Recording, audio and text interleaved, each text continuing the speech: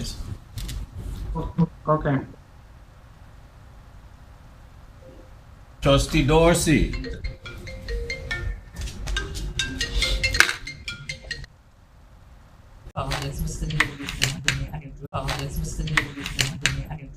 Okay, good morning, folks. This regular meeting of the Board of Trustees of the Government Employees Retirement System of the Virgin Islands for Thursday, August 24, 2023 is hereby called to order. Mr. Dawson, can I have a roll call, please? Yes, good morning, Mr. Chairman.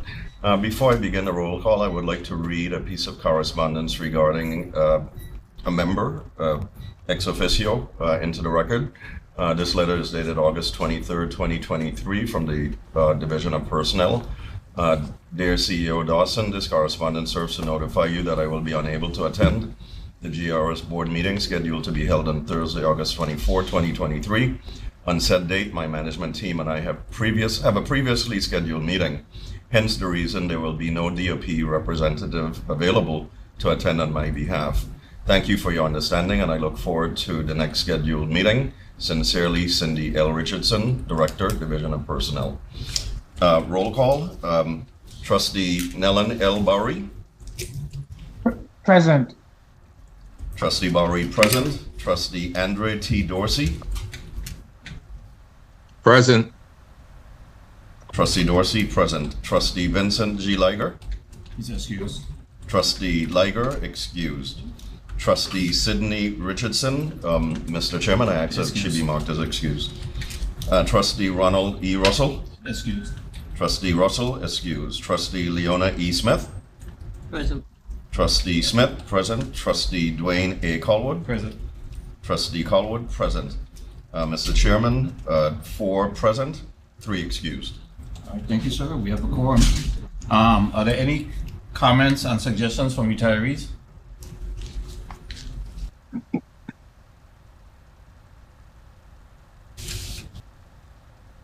Hearing none, are there any comments and suggestions from active members?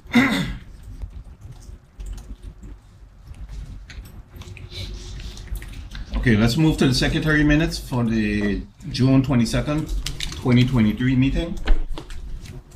Are there any changes or corrections that need to be made to the secretary minutes for the June 22nd meeting? Have none. Can I have a motion to adopt the secretary minutes from the June 22nd, 2023 meeting? Mr. Chair, I make a motion to approve the secretary minutes of 6/22/2023. Do I have a second? Second. All right, moved by Trustee Smith, seconded by Trustee Dorsey. Mr. Dawson, can I have a roll call, please? Yes, Mr. Chairman. Trustee Bowery. Yes. Trustee Bowery, yes. Trustee Dorsey. Yes. Trustee Dorsey, yes. Trustee Liger, absent, excused. Trustee Russell, absent, excused. Trustee Smith. Yes. Trustee Smith, yes. Trustee Colwood. Yes. Trustee Colwood, yes. Mr. Chairman, we have 4 yea and 2 absent. Okay, the minutes for the June 22nd meeting are adopted. Let's move to the minutes for the July 6th special meeting. Are there any corrections that need to be made to the July 6th minutes?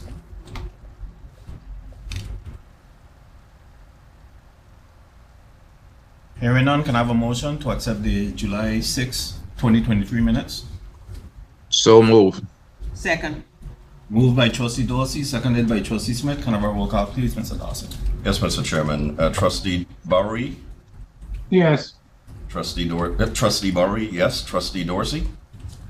Yes. Trustee Dorsey, yes. Trustee Liger, absent, excused. Trustee Russell, absent, excused. Trustee Smith. Yes. Trustee Smith, yes. Trustee Colwood. Yes. Trustee Colwood, yes. Mr. Chairman, there are 4 yeas and 2 absent. Okay, the minutes for the special meeting on July 6, 2023 are adopted. Mr. Chairman, at this time, I'd like to indicate that the minutes of the August 7th special meeting will be presented at our next board meeting. Okay, duly noted.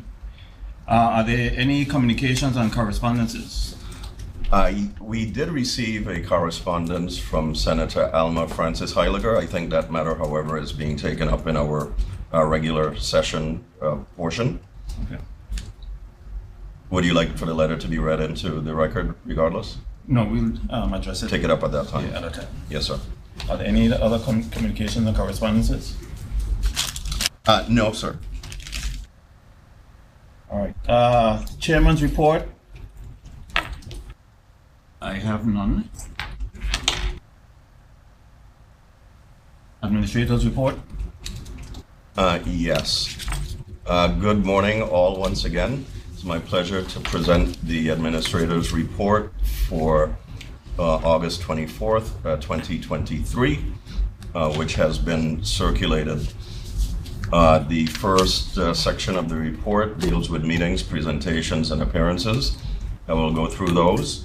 I officially began my duty at the Government Employees Retirement System on July 10th, at which time I held a general meeting with all staff on both St. Thomas and St. Croix attending remotely.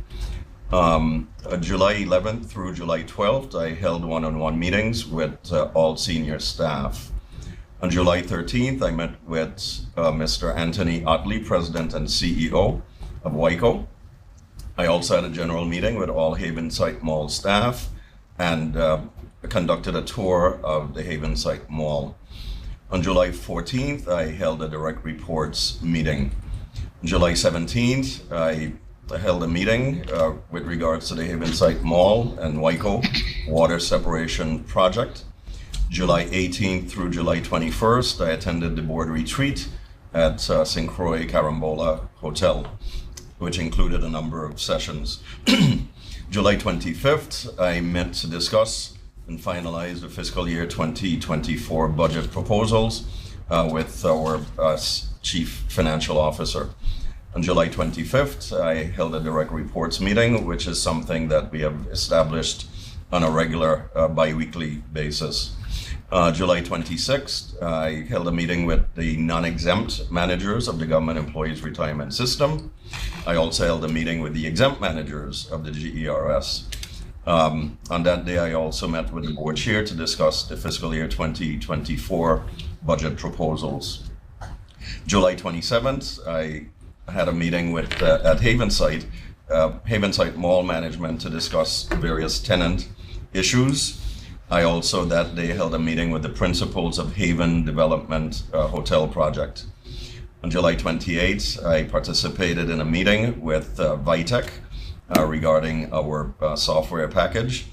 August 7th, we had the special meeting of the GERS Board of Trustees. August 8th, I held a direct reports meeting. August 10th, I held a meeting to discuss ongoing legal, a particular ongoing legal case with our general counsel and others. August 11th, I held a meeting with the UIW SIU shop stewards of the GERS. And August 15th, I held a meeting to discuss duty-connected death annuities. And that evening, we held a very successful and well-attended meet and greet at Pier 22, an establishment at the WICO Pier with all Havenside Mall tenants, where we received some very good feedback and input from the tenants. August 17th, I held a meeting or participated in a meeting with regards to the Vitec migration contract, and also participated in a meeting with regards to the Vitec V10 migration overview and internal formation. I also that day held a negotiation team meeting with regards to the UIW SIU contract proposal, and also had a meeting with regards to the Havenside Mall warehouse tenants planning committee. And on August 18th, I participated in the Havenside Mall Oversight Committee meeting. So that is a snapshot of my various meetings and activities through August 18th when I prepared this report. I will continue with the Bear with me as I scroll through. Up. Point of information, Chair. Or should I just hold it to the end? Go ahead, Trustee Dawson. Yeah, I just had a question on the July 13th meeting with Wyco. Is that something you're going to share with the trustees later, the outcome of that? With the president and CEO of WICO? Yes. There was no set agenda. That was more of an introductory and courtesy call on Mr. Otley, since I was on my essentially third day in the job and was on the property. I just sat with him for familiarity's sake. Okay, and then the August 11th meeting, UIW and the SIU shop steward, that was an in-house meeting? Yes, that was an in-house meeting. Okay. So how did that go? All right? Of course, I would speak for myself, and I would say that I thought it went very well. Okay. All right, that was it. Thank you. Thank you.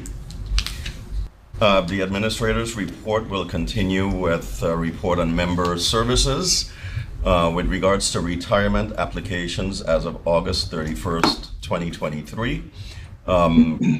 Through August 31st, 2023, a total of 177 retirement applications. Well, it's not quite August 31st as yet. So through the date of this report, which is a bit premature by having August 31st, is through August 24th.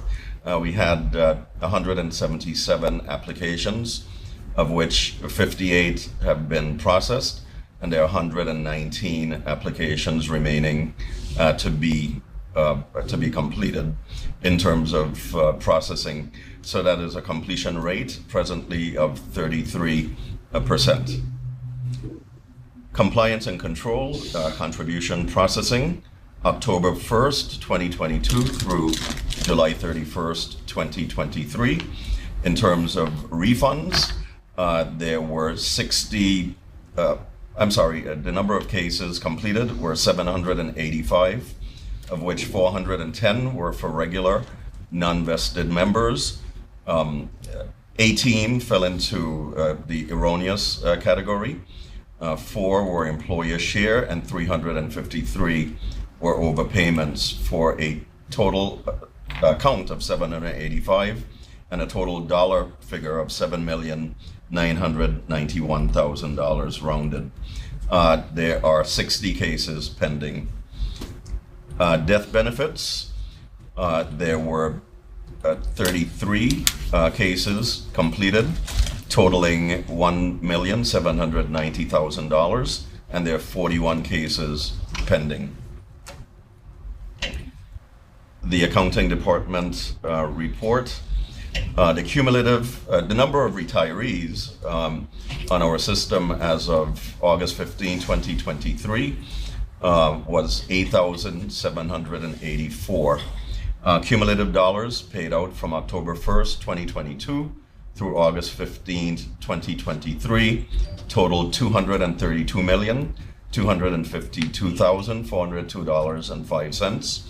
And that was comprised of service retirement annuities in the amount of $227 million rounded, survivors annuities $1.5 million rounded, duty-connected death annuities $2,243, duty-connected disability annuities $2.7 million rounded, and non-duty disability annuities of $1.3 million rounded.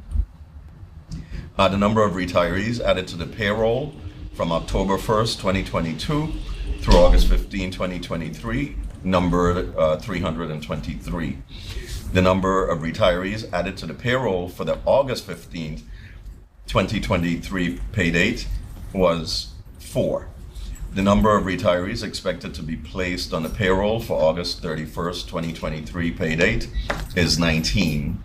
The number of retirees deleted from payroll from October 1st, 2022 through August 15, 2023 total 290. As of the August 15, 2023 payroll, the gross retiree payroll amounts to $11,138,650.23. We have a disbursement by location statistics. We have a total of, by Puerto Rico, we have 74 individuals, retirees, who receive their annuity in Puerto Rico. We have 1,682 that receive their annuity in the United States mainland, and we have 6 receiving their annuity payment internationally, for a total of 1,762. We're very encouraged that of that 1,762, only 34 are being paid by check, 1,728 are being paid by ACH. In other words, they're being paid electronically. And then, of course, we have the lion's share of the retirees being located physically receiving their annuity in the Virgin Islands proper.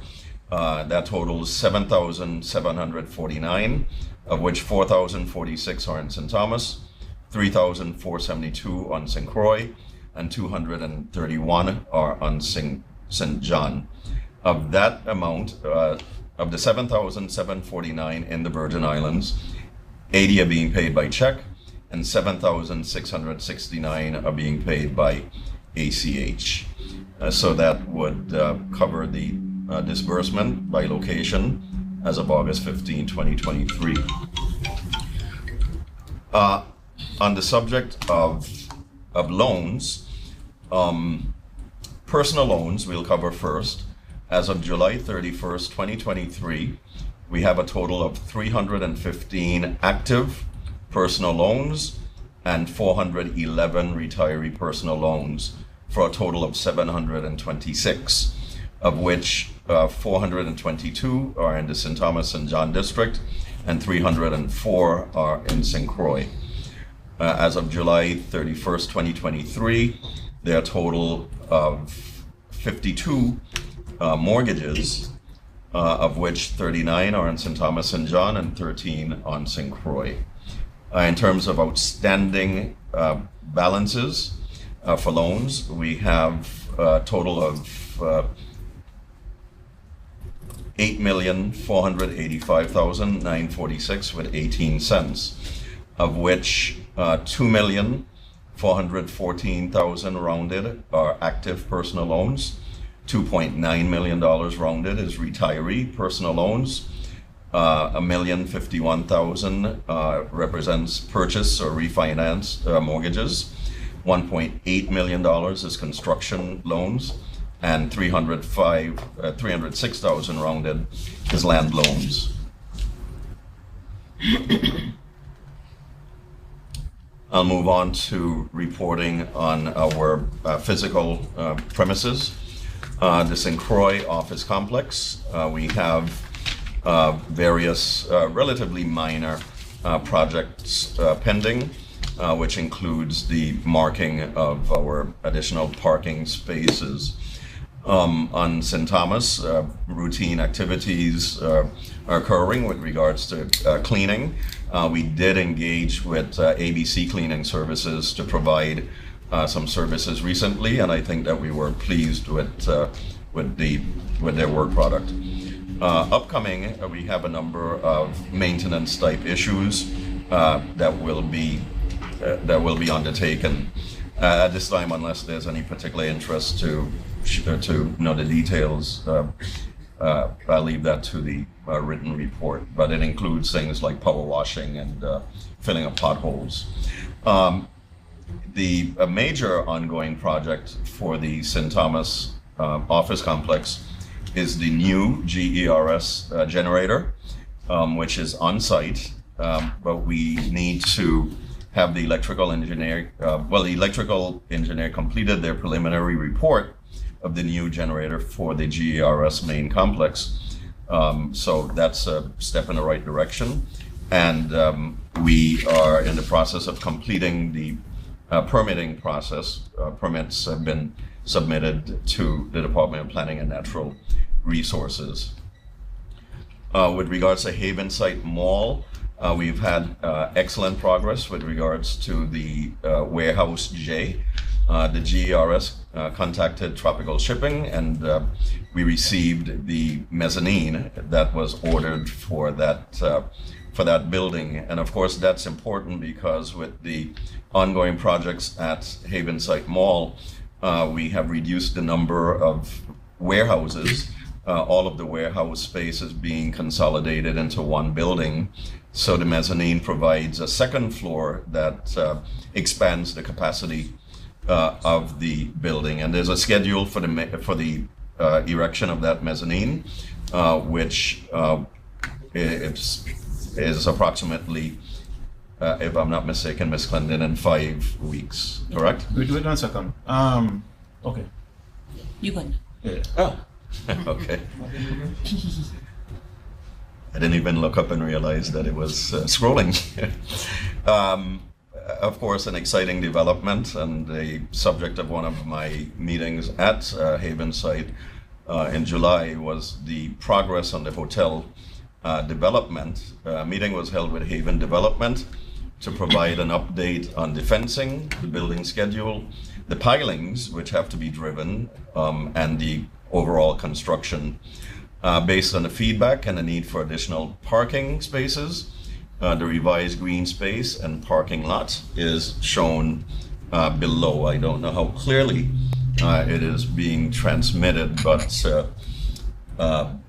that's a schematic of the overall site plan, the new parking and the green space. Also, Could somebody point to where the hotel is actually located on that? yes, sir. You could point How with do your we- pointer. It's on the right side. It's on the right side.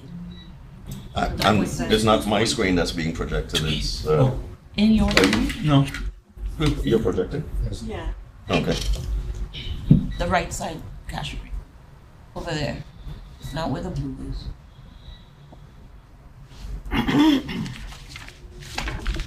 There's a bit of a lag. Yeah. Can you help us, Ms. Clinton?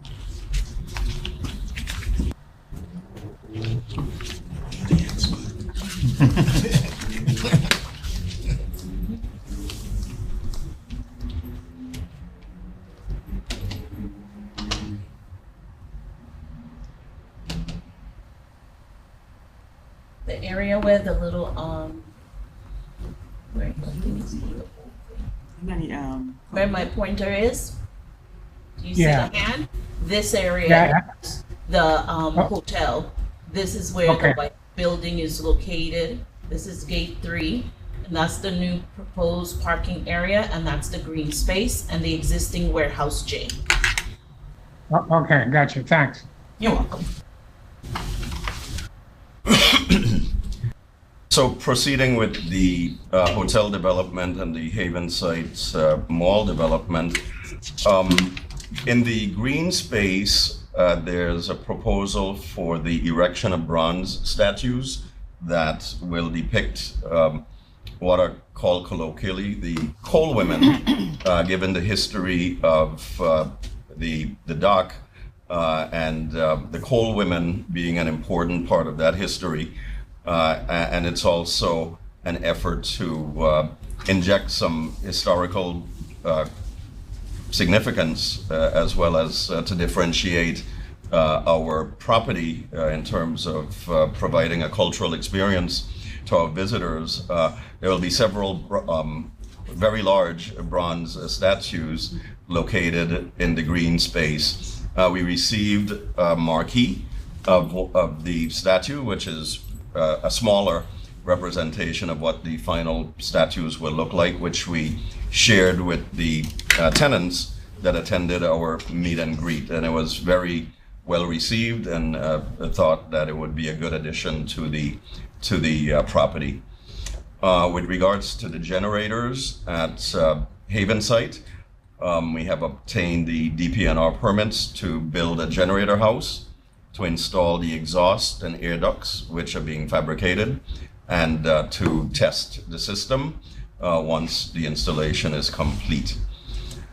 I think many of us are familiar with the fact that there was a collapse of cantilever of overhang at Building 3 at the Havenside Mall in the vicinity of Delhi Deck.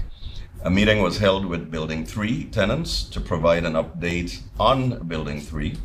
Juridian Design Group has completed the drawings and specifications. A meeting to develop the scope of work for the contractors was held on August 18th, which was last week. So very good progress there as well. And we did update the tenants that attended the meet and greet about the progress that we're making on Building 3 as well. The Havenside Mall waterline replacement and rehabilitation. We had a meeting held with Ellipse Engineering and Design Services last week, Tuesday, August 15th, to discuss several items regarding that project. The GERS, Havenside Mall staff, and WAPA representatives were also present at that meeting. With regards to office buildings rental and electricity collections, for July 2023,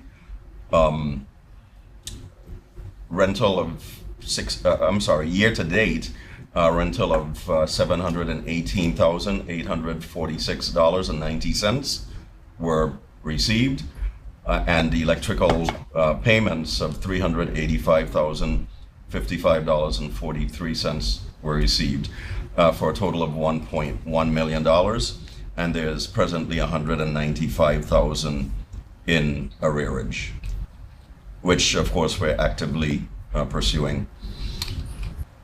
With regards to leases for the GERS's non-Havenside properties, the VI Police Department Property and Procurement sent a draft lease for VIPD for the GERS to review, and we sent back the lease with revisions on August 9th. PNP is reviewing the lease presently. The Casino Control Commission, the draft lease was sent to the Casino Control for review on June 26, 2023, and I believe that we're still waiting to hear back from them. The Division of Personnel, the lease... Where's the VIPD space going to be? This will be the ground floor of the main complex here in St. Thomas, the former space occupied by, I believe, First Virgin Islands Bank years ago.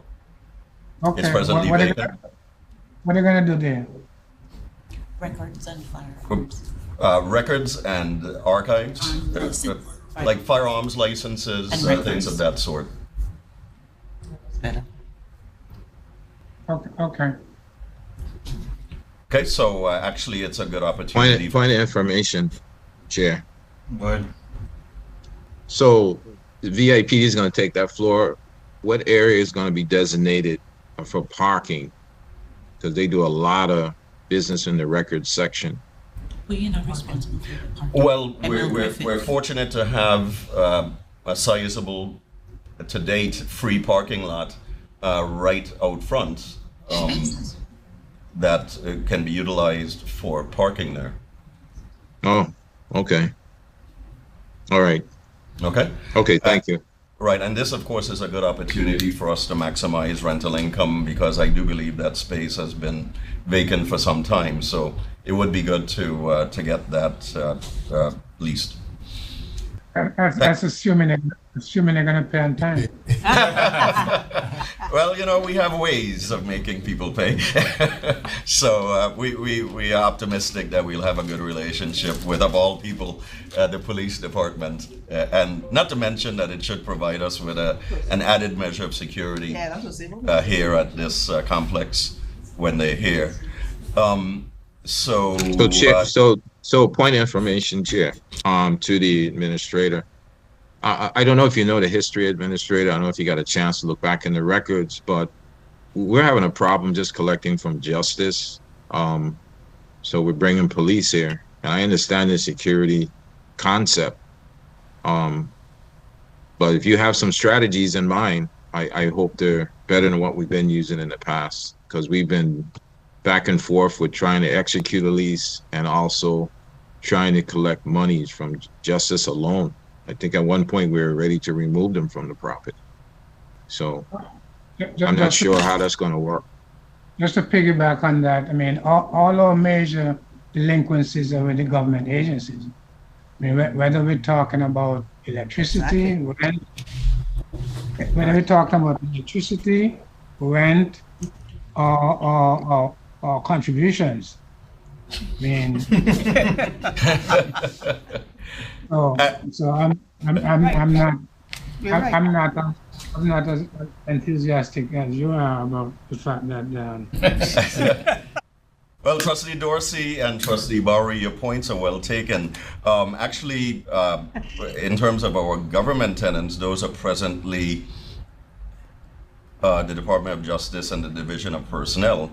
The Division of Personnel, on the other hand, is completely current with their rental payments. The next exhibit, Exhibit A, which is on slide 10, will show that, in fact, there is an arrearage with the Department of Justice. But I don't know that we're going to conclude that because one division has been historically in arrears, that means that another one will, because we have the Division of Personnel that's an excellent player with the same government. And Chair, yes. excuse me, Chair to the CEO. That just happened for the first time. I don't remember ever seeing that the time I've been on the board where that section has been paid in full. So I'll just say that for the Division of Personnel. I had suggested in the past, which is being done in other aspects of the government when it comes to the budget process, and I think it started with the water and power when we were behind as a government and paying the water and power, and something was done either through the Senate or administratively done, but I think it was done through the Senate, where during the budget process, when they're actually allotting the monies, that the monies were coming directly from those agencies and going to the Water and Power Authority. And that was my suggestion that we do if we're going to engage with these agencies. I guess in our future contracts with them, it should be understood that we're going to get our money off the top before they even get their money to do anything. That'll be part of the budget process, that they're going to be allotting a check to the GERS through finance, cutting the check to us as they receive their allotments, which you're probably more familiar with, being that you ran finance. But I mean, that's my understanding of how the situation is now, something like that, where those agencies that were traditionally in the arrears is now WAPA's getting those monies directly, of course, along with the assistance of the governor making independent payments to WAPA. But if I think moving forward, if we're going to be dealing with agencies that we have to rely on payment from the central government, we need to figure out a mechanism internally that we get our money off the top in those allotments. So if they get 3 allotments, 4 allotments a year, each allotment would be a payment to us directly from some other mechanism internally. So if you can look into that, that would be very helpful, or we can add it into future language in our agreements. That's what the understanding is. So it might have to be done by law, put into the law, which I'm sure we can get a senator to do that for us. Trustee Dorsey, thank you very much for your thoughts. Much appreciated. We will certainly take them under consideration as we consider the lease presently before us, as well as future leases with the government of the Virgin Islands. Okay, thank you. Thank you.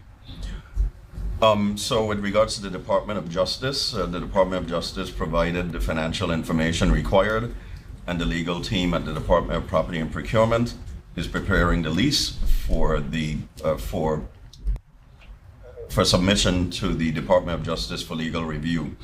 But Property and Procurement, which is a key part of this process, is seeking additional payment information from the Department of Justice. So PNP actually is a good partner with us in this process because they're ensuring that the department in question, which would be our tenant, or which is our tenant, would have the necessary financial resources appropriated, allotted, and reserved for payment of their lease obligations. We've covered Exhibit A, actually, showing that Division of Personnel is current, and there is in fact an arrearage, a rental arrearage of $111,000 as of July 2023 from the Department of Justice, and $82,000 for electrical. All our other tenants, which are in the private sector or the Casino Control Commission, are current. So, Mr. Chairman, that would conclude the administrator's report, unless there are any questions which I would be pleased to address. Any question? Yeah. Go ahead, Dozy. Yes. Can you go back to page 4 of your report? Yes, sir.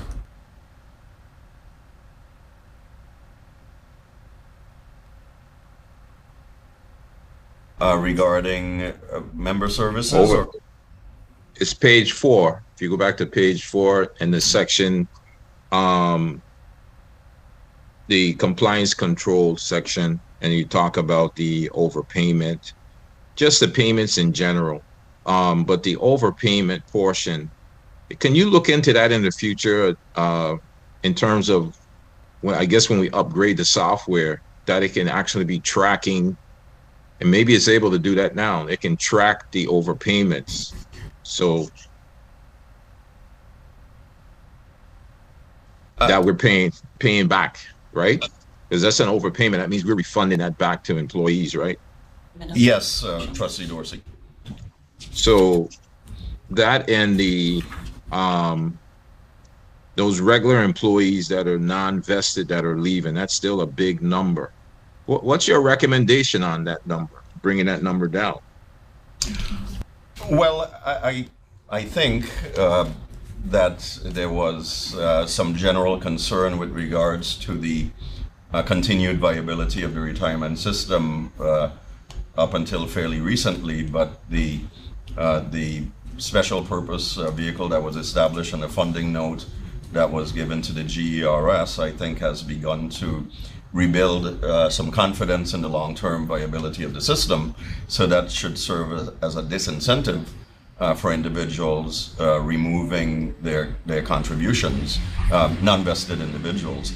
That we will continue to work very hard to rebuild confidence in the system, so that folks would know that we are a safe place for them to leave their contributions, and ultimately to be able to get a retirement annuity upon retirement.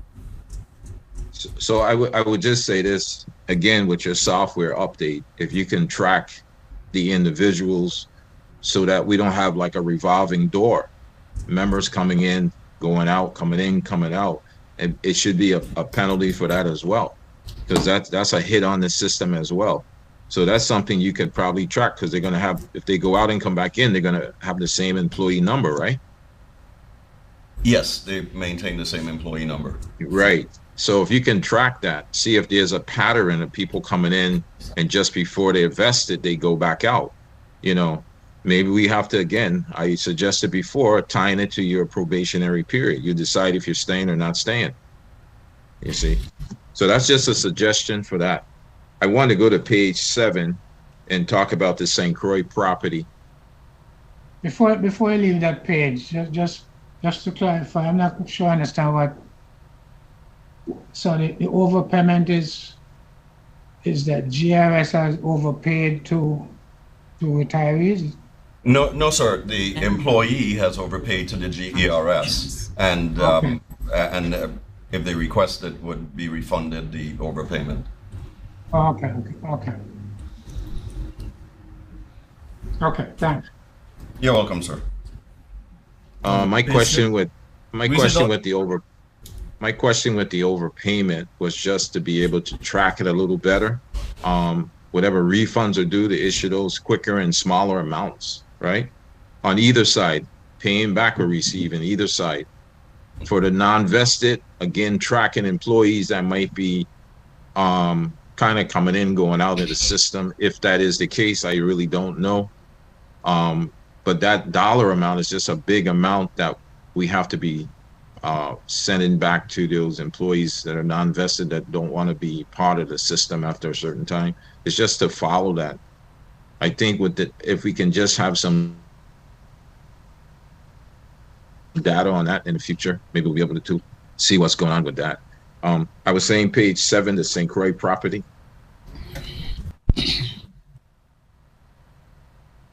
Yes, sir. So, like you said, well, maybe not you, but it was my first time visiting during the meeting we had in St. Croix recently at the retreat. I thought the property, just an excellent property. The layout, the upkeep, from what I could see walking around the facility. Employees were just off the top, excellent mentality. Just a very good ambiance with the employees. Same in St. Thomas, but it was my first time meeting the employees, and I thought the building was just like, should be the model of future buildings coming up territory wide. It was just clean. The landscape was unbelievable.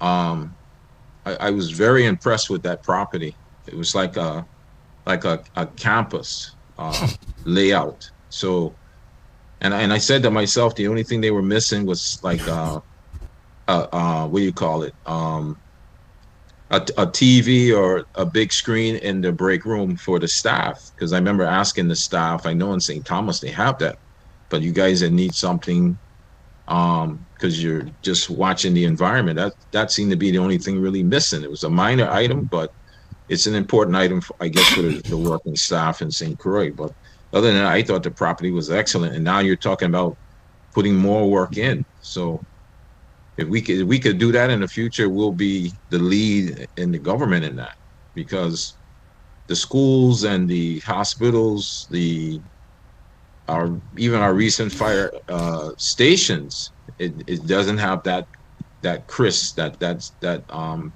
building layout has in St. Croix. So I was very impressed with that. And I want to go to page 8 as well. Mr. Chairman, The site plan. Pull up, Trustee Dorsey. I would like to go on record as concurring fully with Trustee Dorsey. It was my first visit as the administrator nominee to the St. Croix property, and I too was very impressed with the maintenance of the property, and I told that to Mr. Dempster, who is our facilities manager for the GERS. He and his team does an excellent job, and I do believe that for employee morale, if we can get a television placed in the break room, that would be appropriate. So we will be following up on that as well. Okay, and frankly, the grounds, I told Mr. Dempster, I found to be probably the most beautiful and well maintained of any government complex that I've seen in the Virgin Islands. So I wholeheartedly agree with your assessment. And it's, I didn't want to step on any toes, Chair. I mean, sorry, Chief, CEO. I didn't want to step on any toes, but the landscape was like unbelievable. So I know we talked about salary increases and bonuses, but you have to look at something, because that property speaks for itself. It really speaks for itself, and I think it should be the model for all government. Property and procurement needs to take a ride to see how a building should be maintained, period. Property and procurement. So if you're speaking with them, they need to have a site visit to the 2 properties, actually. So I was just impressed. And like I said, the staff was very, very outstanding, at least what my presented to me. And it was just interesting. It was just different, and I'll just leave it at that. I wanted to go to page 8, the site plan you just talked about for the new structure, the new hotel being proposed on the dock. I see what was sent to us, but it's not readable. It's still not readable even on your screen today. It's not readable. The legends are not readable. The details are not readable. So I guess I'll have to come in and look at it. And I wanted to ask, is this open to the public to come and view as well, Chair or CEO? Can the public come and view it?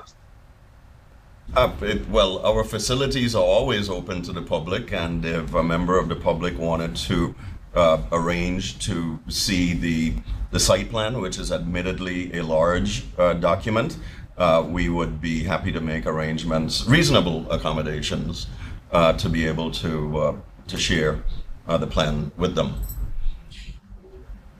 That's all it was for me.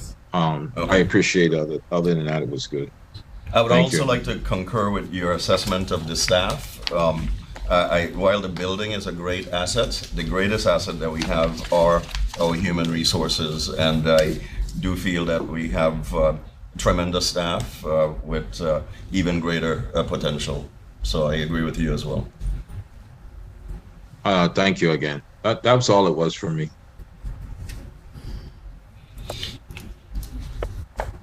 Any other trustees have any questions with respect to the administrator's report?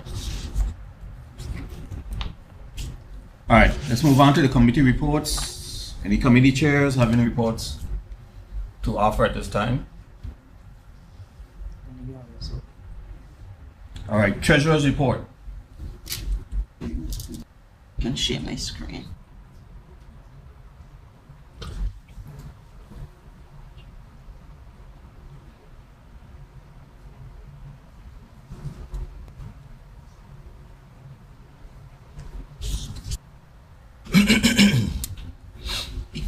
Morning, board chair, other trustees. This is the treasurer's report for July 31st, 2023. Receipts from collections, we receive employer contributions of $5,783,568. Year to date, $82,452,512. Employee retirement contributions, we received $3,087,338. Year to date, $46,292,583. We had miscellaneous collection of $1,624,000. Year to date, $4,752,605. For total collection in July of $10,957,971. Year to date, $298,037,813. Disbursements, we have annuity payments of $22,925,349. Year to date, $233,087,050. Administrative expenses, $1,034,557 for the month of July. Year to date, $12,663,797 for a total disbursement of $24,726,302. Year to date, $256,093,973. In July, there was a net cash deficit of $13,768,331, and year to date, a net cash surplus of $41,943,839. At July, we have withdrawn $110 million from the investment portfolio, and our administrative expenses were 89% of our budgeted amount. Move on to the Havenside Mall. In the month of July, we collected $368,407. Year to date, $4,459,303. And we spent At the Havenside Mall for the month of July, 359,886. Year to date, 4,192,357. We had a net cash surplus of 8,520 in July, and year to date, 266,945. Our budget, our expenses were 81% of budget. No, 52% of budget, I'm sorry, for the Havenside Mall. That ends the treasurer's report, Chair. Any questions? Mr. Chairman, while we're still in the process of reporting, I should have mentioned at the end of my administrator's report that the GERS management, including myself, will be before the Legislative Committee, formerly known as Finance, but now Appropriations, Budget, and Finance, on Tuesday, August 29th at 9 o'clock in the morning. We've already submitted our testimony to the committee as requested. All right. Let me ask a question. Is that on a particular issue, or is This is the GR? This is the annual overview. It's part of the budget hearing process at the legislature. Since we do not receive an appropriated budget from the legislature, we don't really call it a budget testimony, but we refer to it as an annual overview. Okay. I don't know how the rest of the board members feel about this, but when I want to, I recommend that we ask the legislature for an appropriation to cover the contribution delinquencies for the government agencies, the big ones, particularly WAPA and the hospitals. I mean, if they the same way they do an appropriation to cover Vital or whoever for their delinquency. I don't remember the dollar amounts, but I know that the WAPA owes us a big chunk of money for contributions. I think the last report showed that they're paid up on the employee, but they haven't made any payments on the employer portion, and that was a big dollar amount. I don't know if you remember what that number is offhand. Over 11, excuse me? over 11 million. Over $11 million. And similarly for the hospitals, particularly the Snyder Hospital, I think that was also, I think they owed us to both employee and employer contribution. So we may want to put a plug in and see if we get the legislature to do a special line item appropriation in those guys' budget someplace, so we could get paid. Is that your motion, trustee? Is that your motion? Well, I mean, if it needs to be a motion, I'll make it as a motion. I mean, You can make it as a motion because I was going to second it.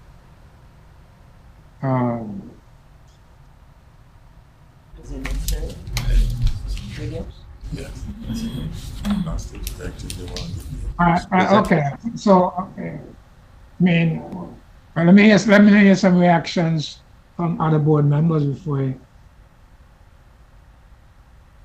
I don't have any objection. Mr. Chairman?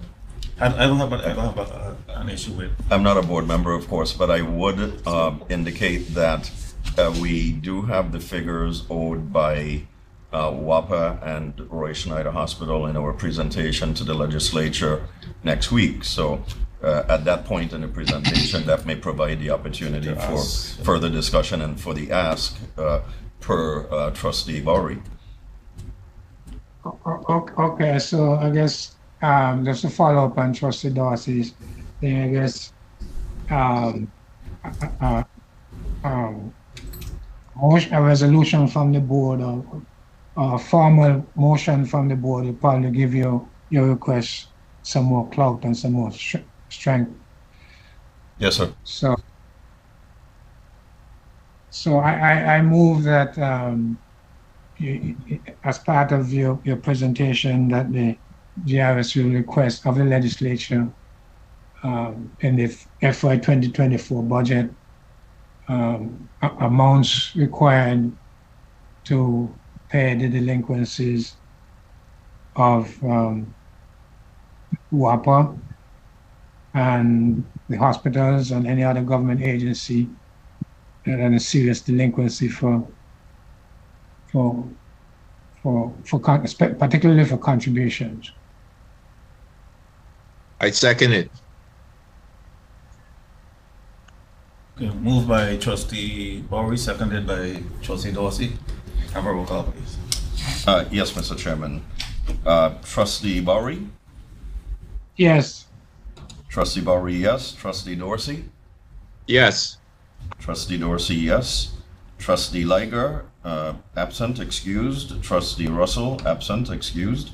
Trustee Smith? Yes.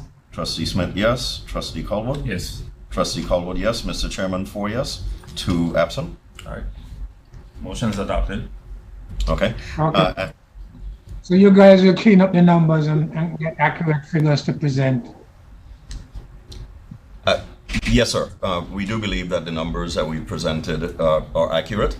I would point out for further context that in the presentation, we are also per the directive of this board at the special meeting in August, requesting that the legislature consider funding the administrative expenses of the GERS to the tune of $15+ million, as had been done previously up until, I believe, 1998. And we're also renewing the request for the employer contribution to be increased from 23.5% to 26.5%, which we are entitled to do come January 2005, but feel that accelerating that will help to continue to place the GERS on a firm financial footing on an accelerated basis. So we will be making those requests as well. January 2025, just to clarify the record. Right. You said 2000. 2025, 2025, thank you. That's going to be particularly important because I noted recently that the WAM cover over increase back to 1350. It's in limbo. Last thing I read. And so it doesn't appear that we're gonna be getting that anytime soon. And you recall that last year, the last payment we had was short, and I think the PFA had to make up the amount so that we could get 157 million. That's part of the plan. Correct. And it's going to be short again this year because I don't see the WAM cover over thing. I don't see any movement on the WAM cover over. Last thing I read from the delegate, she didn't seem very optimistic that is going to happen anytime soon anyway. So it's important that that we get all those monies that's outstanding because we're going to be short on the refunding piece.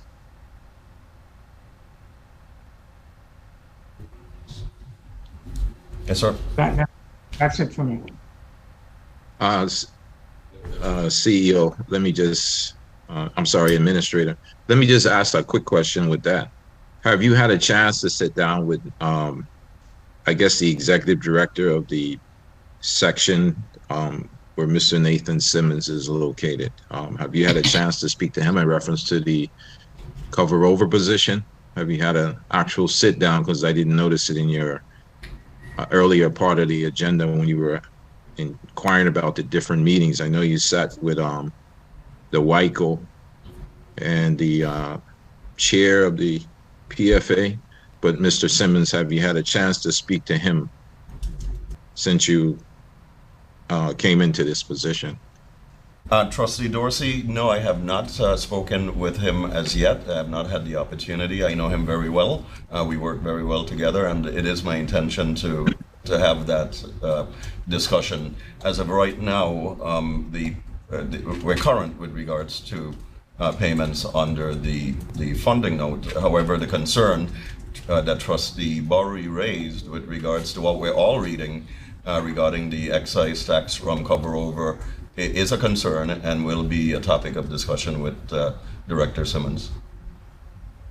Okay, I only mention it because when Mr. Simmons spoke to us, he said we were covered because of how they put the plan together, how they financed this whole package and how they put it together, that the 1325, at 1325, it would have been 3 times the amount that was needed to service the debt.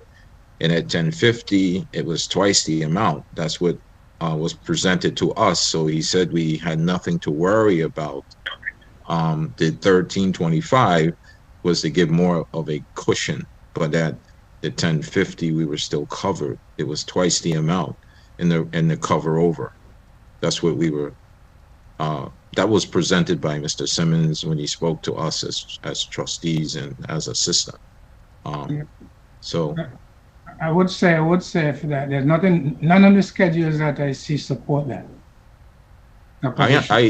I understand that too. I was saying that to myself, but I was asking the previous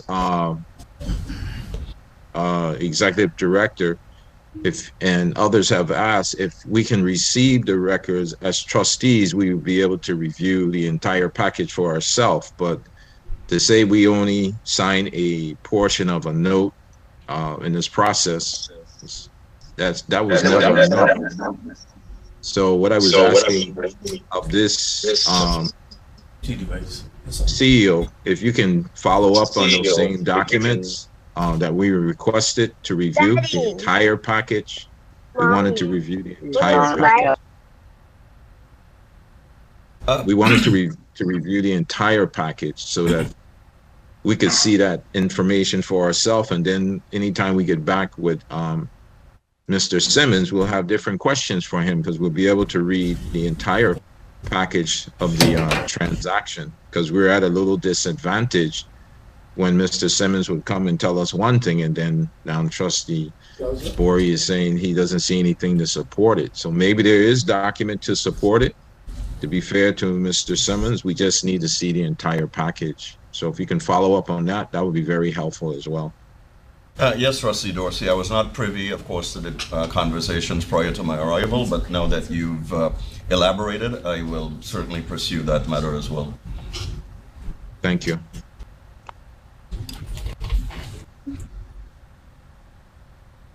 I'd like to make a motion to accept the treasurer's report. I have a motion by Trustee Smith to accept the treasurer's report. Can I get a second, please? Second.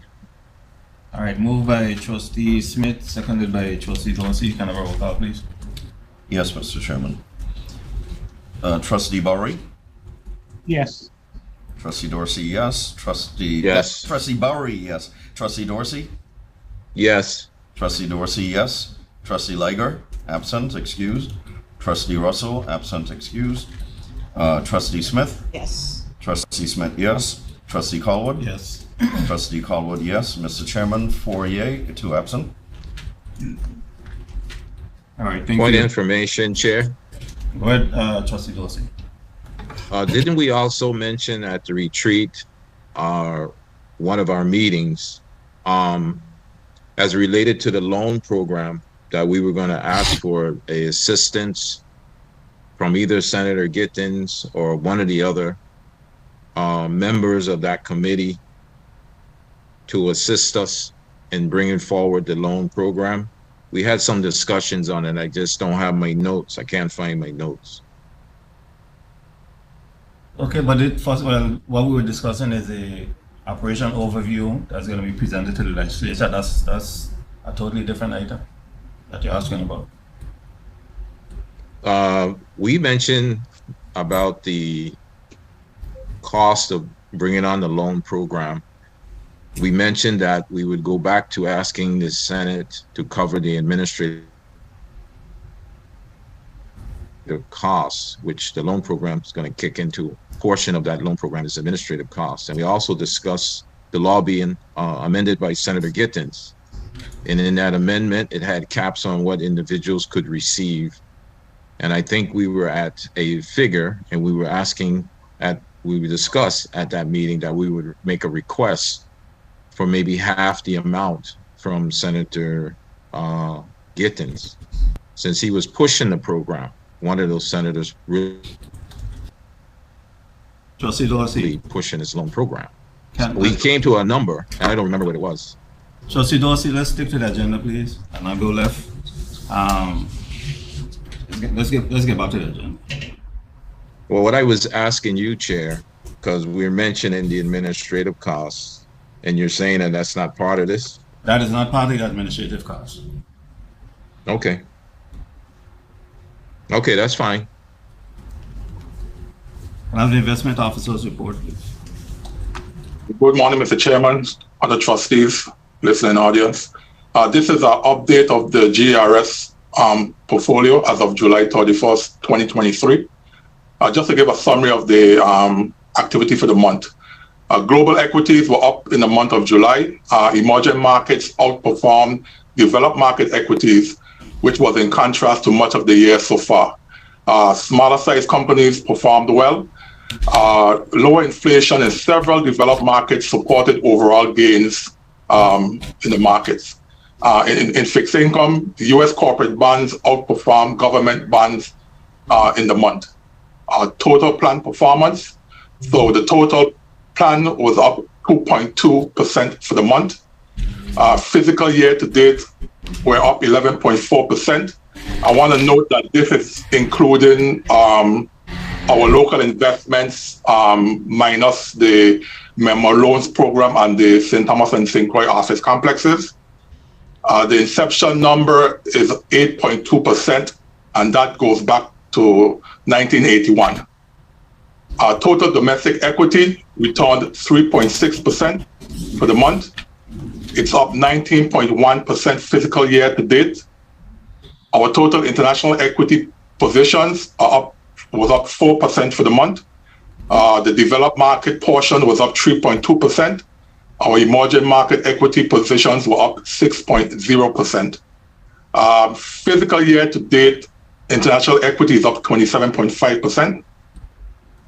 Our total domestic fixed income returned 0.5% for the month.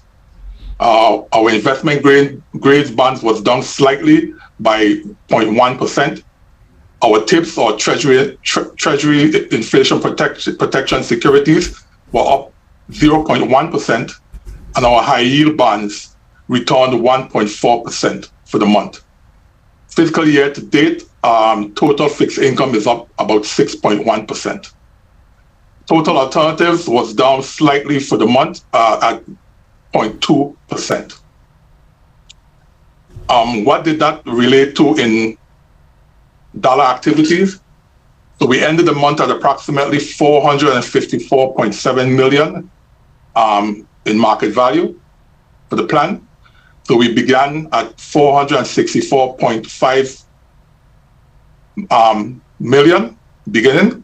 We had a net cash flow of $20 million to fund the retiree payroll. We had a negative income of about $28,000. We had an unrealized gain in the portfolio of $10.2 million that brought us to that ending market value of $454.7 million approximately. Fiscal year to date, we began at $355,277,000. We had a net cash flow of $47,811,816. That includes the funding note that we did receive in October. We had negative income of about $2.9 million. We had an unrealized gain in the portfolio so far for the fiscal year of $54.6 million. That brought us back also to that $454.7 million ending market value as of July 31st.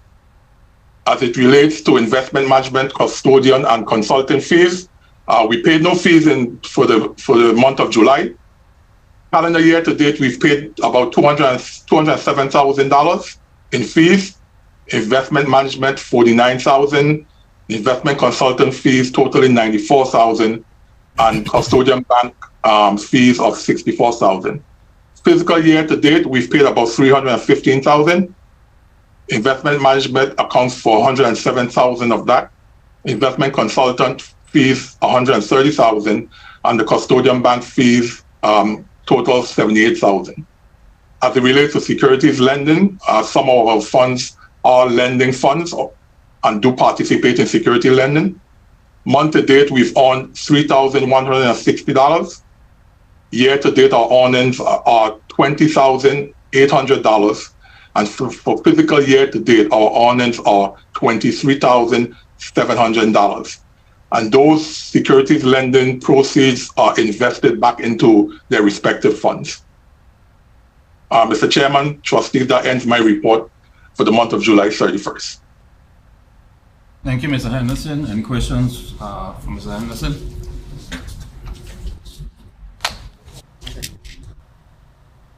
Where do you show the fees? I kind of missed that on my screen.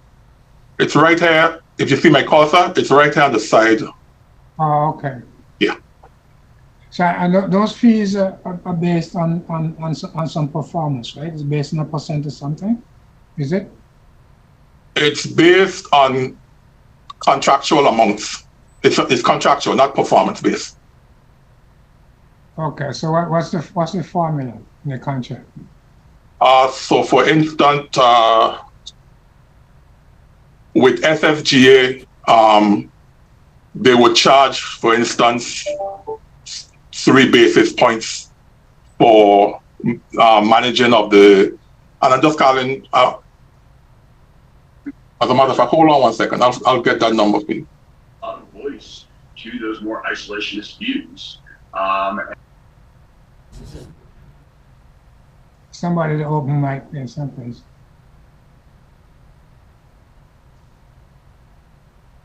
Okay. One quick second, Mr. Bora.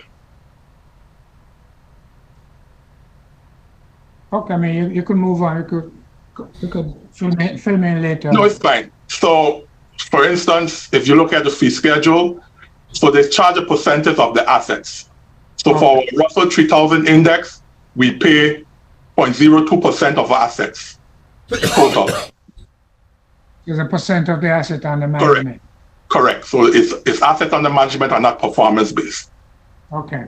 So in total, we pay an estimated fee of about 0.03%, which estimated, if you look at it, is at 107,581. Okay. For the year. Okay. So minimal fees for the index funds that we currently are in.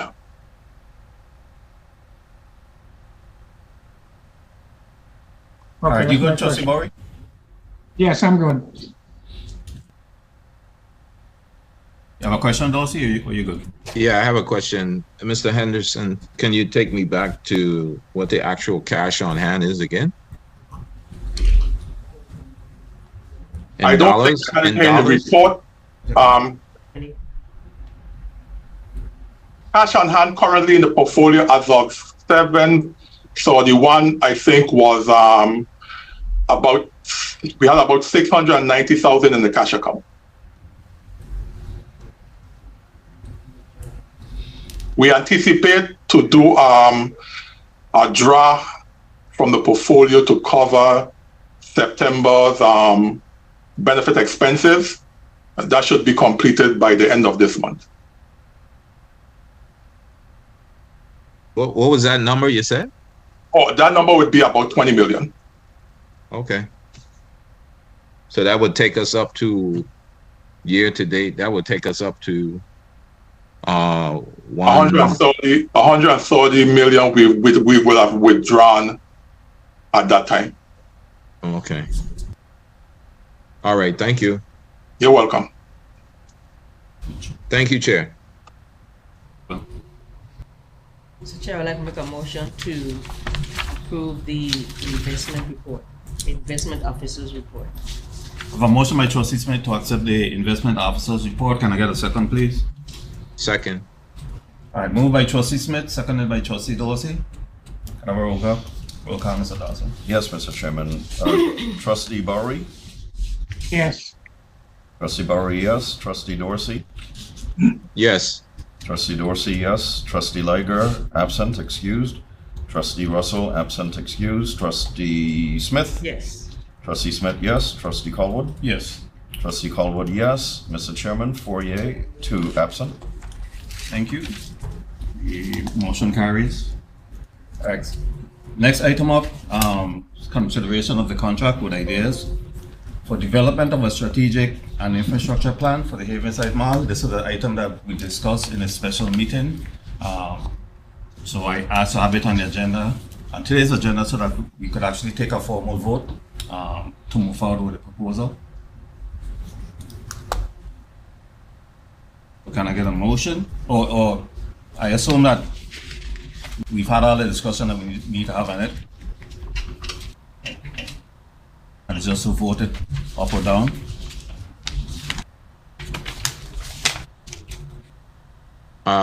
Can you let me know what the figure was again? Because I was looking for it.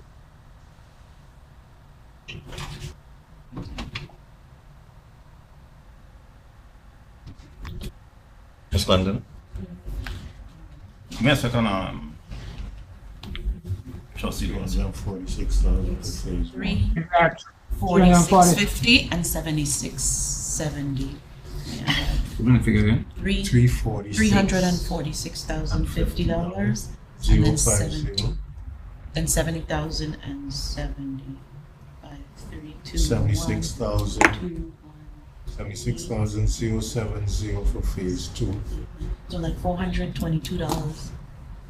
Good, $422,120.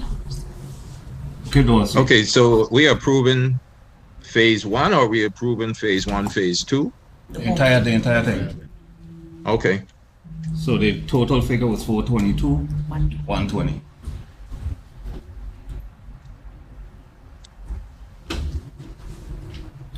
So can I get a motion to approve the Ideas proposal?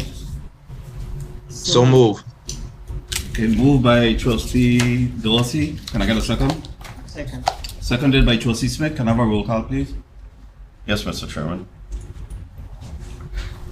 Trustee Bowery? Yes. Trustee Bowery, yes. Trustee Dorsey? Yes. Trustee Dorsey, yes. Trustee Liger, absent, excused. Trustee Russell, absent, excused. Trustee Smith? Yes. Trustee Smith, yes. Trustee Colwood? Yes. Trustee Colwood, yes. Mr. Chairman, 4 yea, 2 absent. All right, the motion carries. Thank you.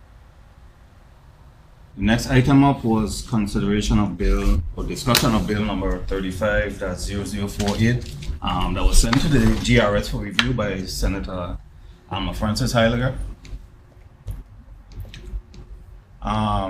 Would you like me to read into the record the correspondence? Yes, Mr. Dawson. I shall be there shortly.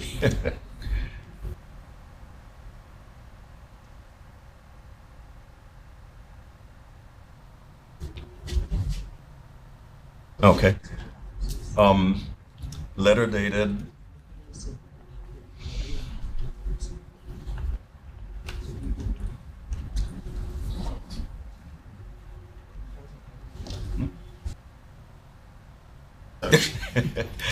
letter dated erroneously, clearly August 25th, 2023, in that this was received some time back, but that is the date on the letter. Via hand and email delivery, it was addressed to Mr. Austin Nibbs, my predecessor, CEO Administrator, Virgin Islands Government Employees Retirement System, regarding or referencing legislation pertaining to annual reports from GERS. Dear Mr. Nibbs, I'm writing to request your opinion and input on a piece of legislation that I submitted, Bill 35-0048. It is an act amending Title 3 Virgin Islands Code, Chapter 20, Chapter 27, Section 719B, requiring the government of the Virgin Islands Retirement System to send each active member an annual report of contributions by U.S. mail or by electronic means at the member's option. Attached is a copy of the bill. I feel that your intervention is needed. If you would like to make any changes or include any information, please let me know. I will be open to consider it. I appreciate your attention in response to this letter. You can reach me at 340-693-3600 or send an email to Senator Francis Heiliger at legvi.org. Respectfully, Senator Alma Francis Heiliger, 35th Legislature. And the bill follows. Okay, I didn't have a one-on-one discussion with Senator Francis Heiliger concerning the matter, but I believe this came about as a result of the testimony by myself and Mr. Nibbs during the December 29, 2022 legislative hearing, where we were discussing the annual statements to be made out to active members, and we requested that the code be amended to allow the members the option of choosing to have it received by hard copy or electronically. The way the statute is currently structured, we don't really have the authority to offer the electronic delivery option. So I think this is a legislation that was in response to that request that we made. So the correspondence was in fact circulated to the applicable staff members, most pertinently in this case, our General Counsel, Kathy Smith. But as you hear, I think that you can address it yourself. Okay. Good morning, Mr. Chair. I just have one suggested change, that the current bill is missing the word benefits for the contributions, and which is in the current law, and I think it's important because a member just receiving a statement of your contributions, while that's going to be easier for GRS to produce, it doesn't provide what contributions are missing, if and the approximate benefits they're going to receive that are in the current statement. So I think we should just add that additional language so that we continue to produce the same statements we're producing. Awesome. I assume it's fine, but as I'm looking at the bill, paragraph 3, they're striking the benefits of, so maybe we just need to tell them to delete that so that the benefits stay in. Isn't that what you're saying?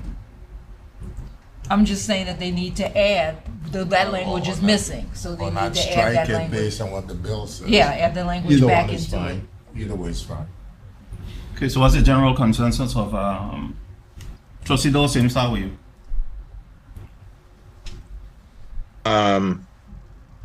I had some thoughts on it. I kind of wish it was a separate meeting. You guys know I'm going through something similar, but I don't want to get into that today. But I had some different thoughts that I agree information probably should be added, but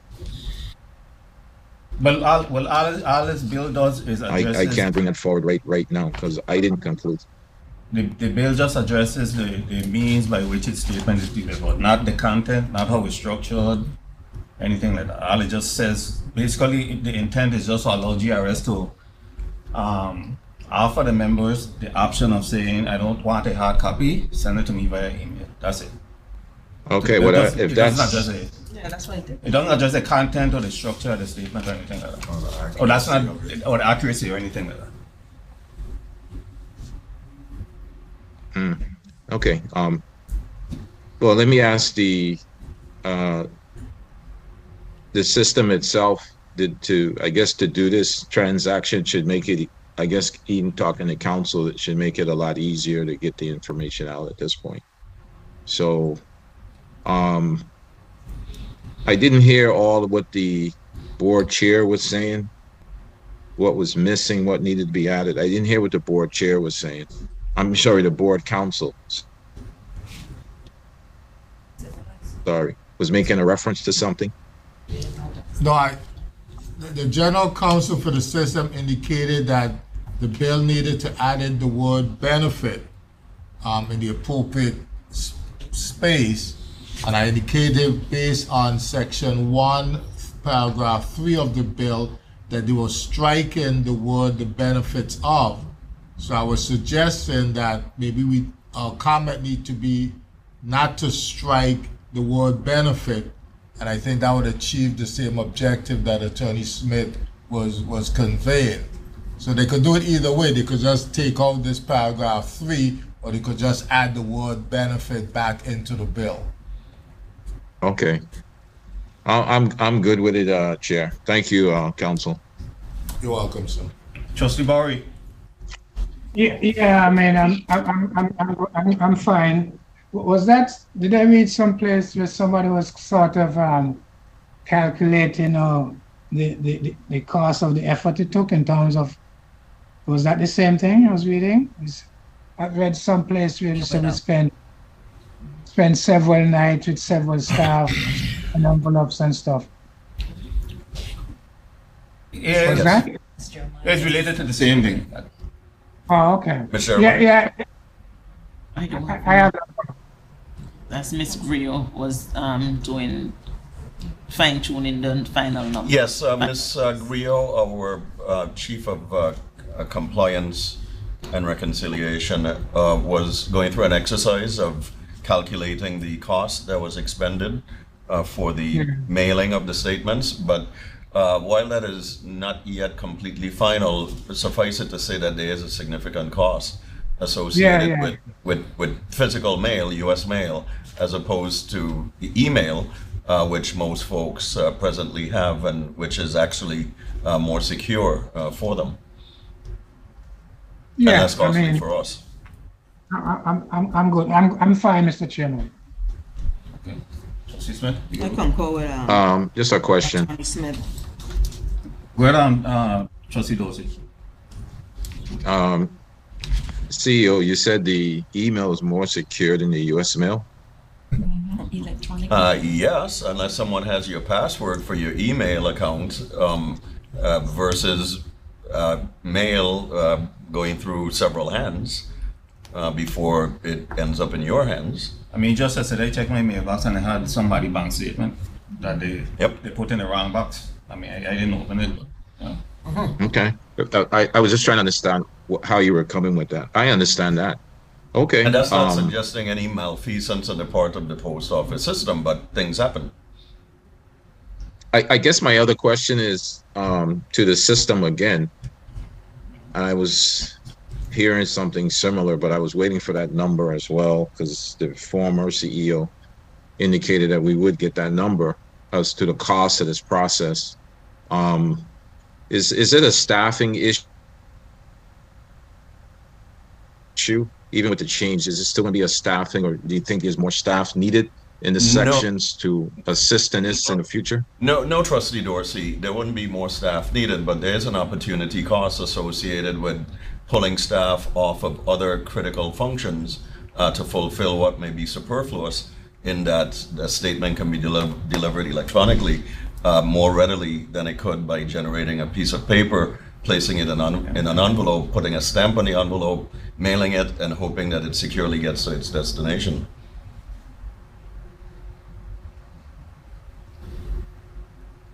Hello? We're talking for about for 8. We're talking for about 8,000 people. More than 8,000. More than. Well, what's the approximate number? Almost 9,000. About 9,000. Yeah. I think the bill is fine. I was just thinking of just the operation overall, if it's not a staffing issue, because there's language that comes out sometime that says something different, and I suspect that language is because you don't have enough staff to do certain functions within the system itself. But I want to take up that time today. Yeah, let's stay focused. Okay, so we're all in agreement that we're in favor of the bill and recommended that minor correction or minor edit. Yeah, that's my understanding. I am. Just speak for. All right.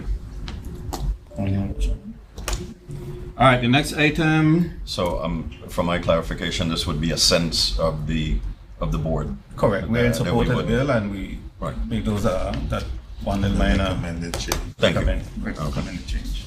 Okay, next item up. I asked to have this item put on the agenda, resolution to resume in-person board of trustee meetings.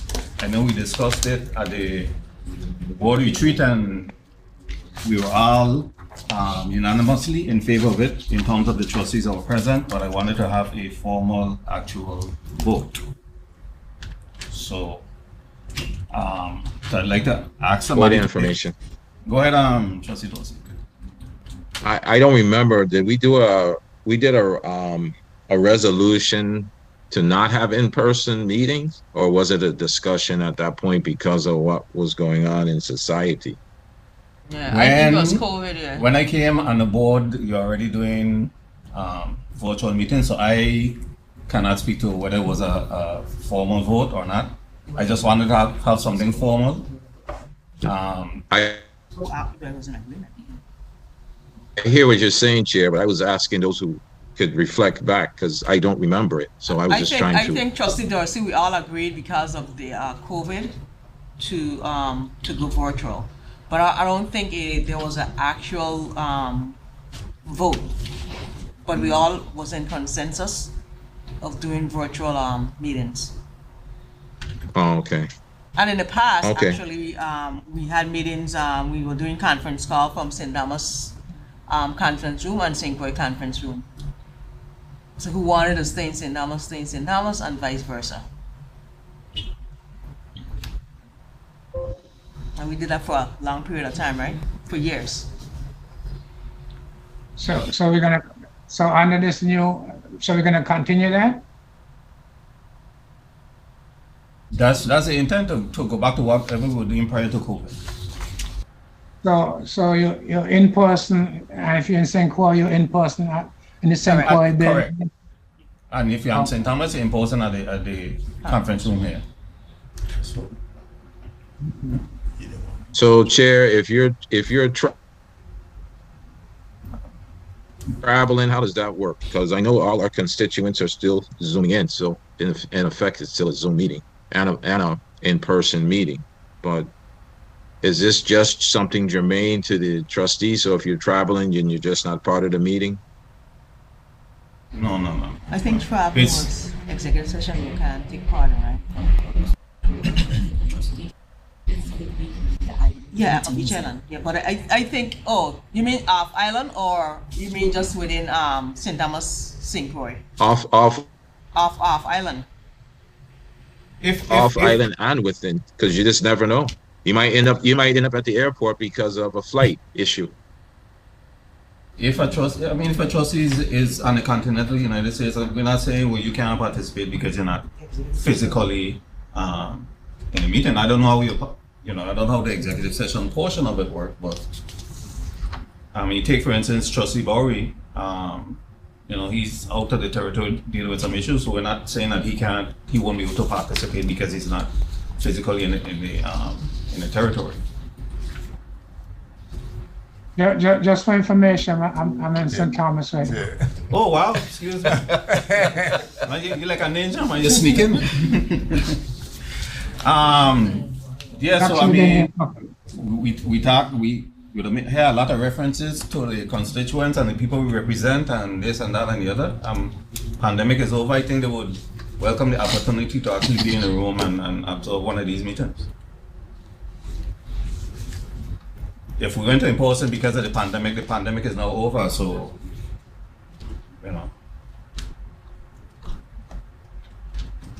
Okay, I was just asking. Thank you.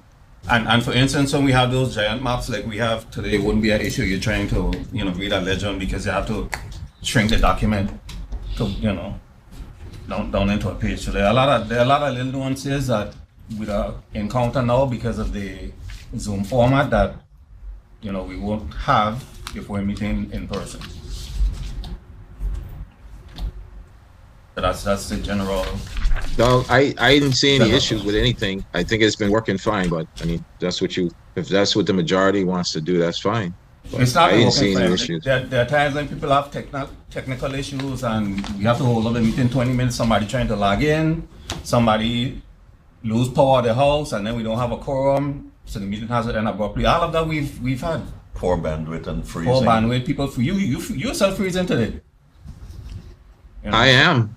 Yeah. But I would say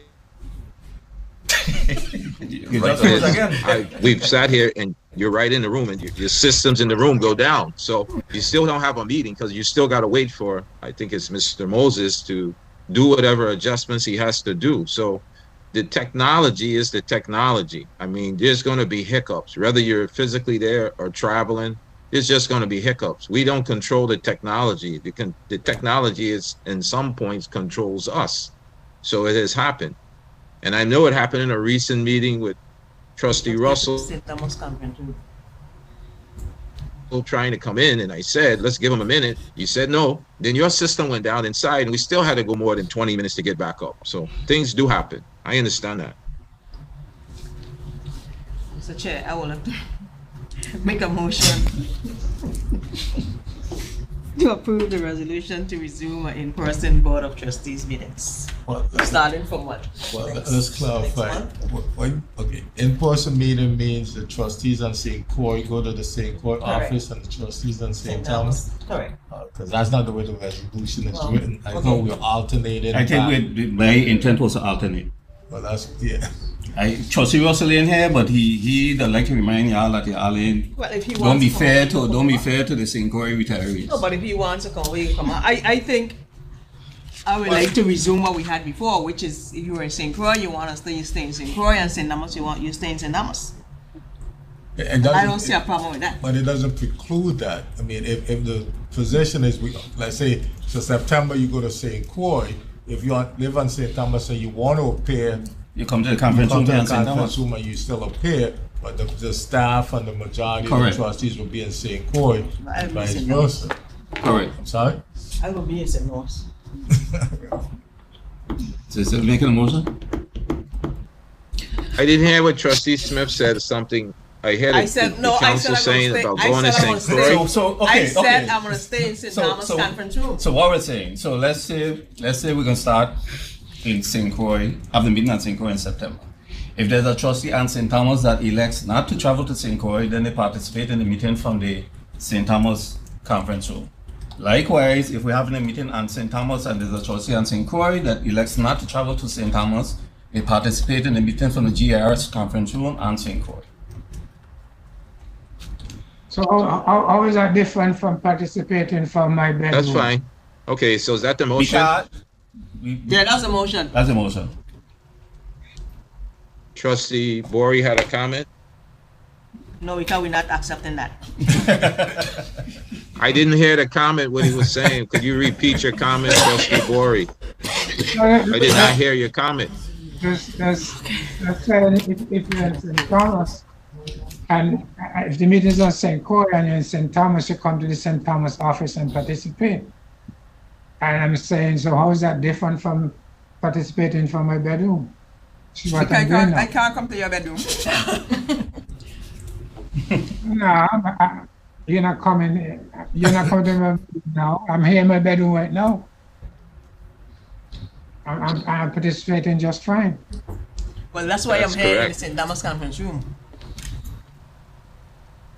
Okay. Can I get a second to Trustee Smith's motion?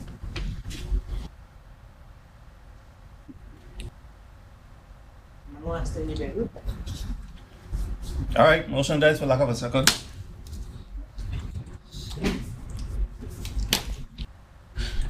Can I have a motion to go into executive session? So I mean, just to be clear, there's nothing preventing me from coming to the conference from the next meeting, right? Of course. Okay. Okay, so I'm good. Can I get a motion to go into executive session? Trustee Smith stepped out. Do we want to give her a moment to get back? Oh, okay. Let's recess for 2 minutes. We stand in recess for 2 minutes.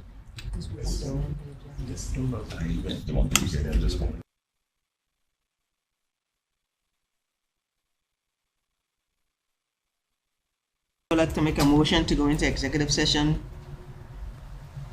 for matters pertaining to trade secrets, financial or commercial information, personal or legal matters, or matters whose premature disclosure will frustrate the implementation of the proposed agency action. Moved by Trustee Smith. Can I get a second? So move.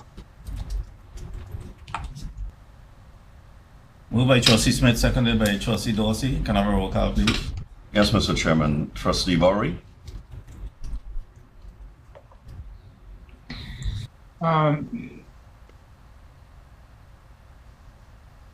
Not sure if I agree that that's a executive session item. We do it, So what's your vote? not voting. Trustee Bowery, not voting. Trustee Dorsey, Not voting. Trustee Dorsey not voting. Trustee Liger, absent, excused. Trustee Russell, absent, excused.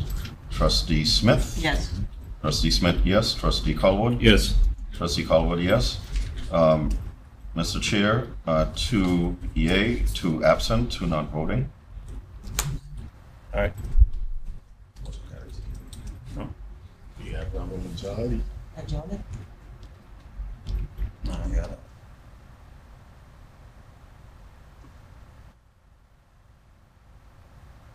So you stay regular session. Motion to Mr. come Chair, out I of would like to executive make a session. motion.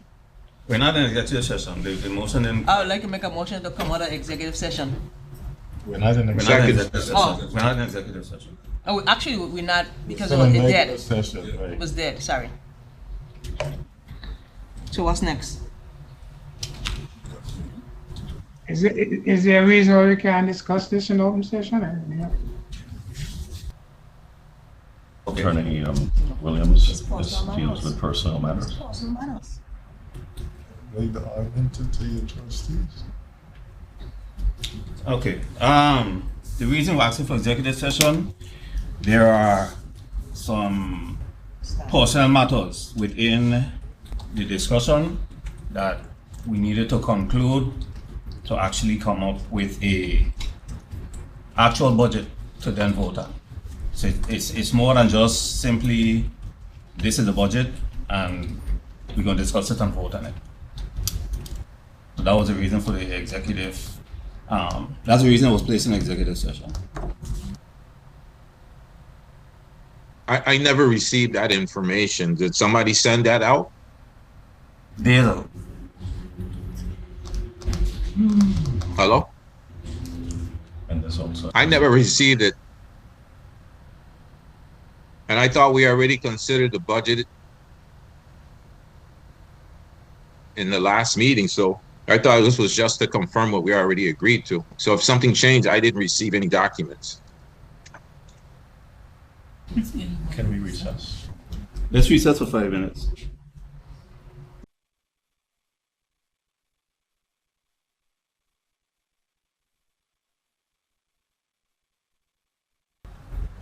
All right, we're back on the record. Can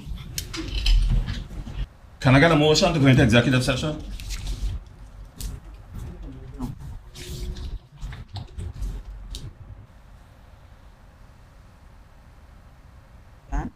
Yeah. Mr. Chair, I make a motion to go into executive session to hear legal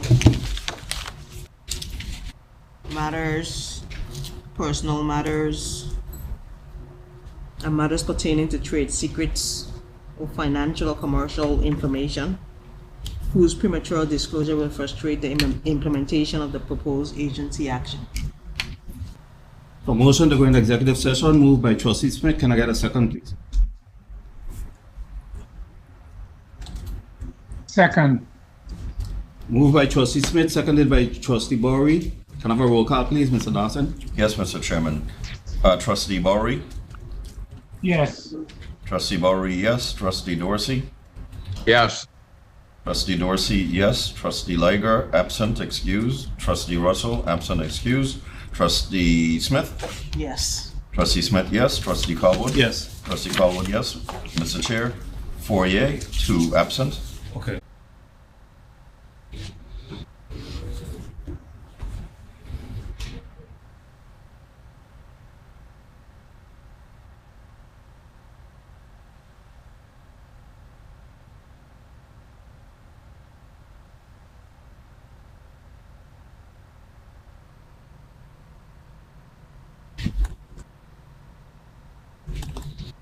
Okay, we're back in regular session.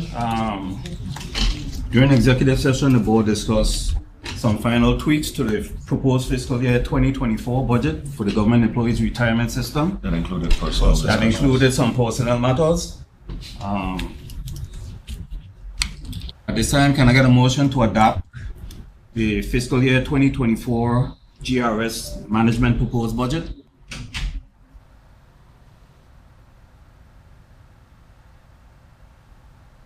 That's the budget that was proposed, that was discussed in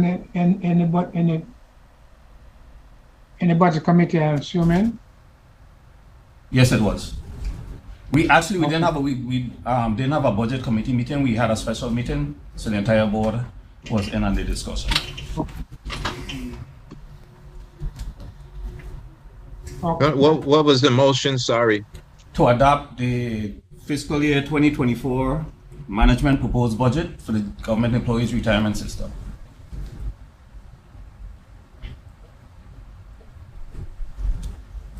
Can I have somebody to move it? Trustee Smith is That's the one that total. I have a question, Chair. What we just discussed in the executive session, is it assumed that that's part of the budget, or do we have to amend it to add that in? No, sir. There were two proposed budgets sent to the trustees, and the one that we just adopted is a management proposed budget for fiscal year 2024. So that includes what we just discussed. Okay. So that's the one we adopted to move forward. So I need a motion.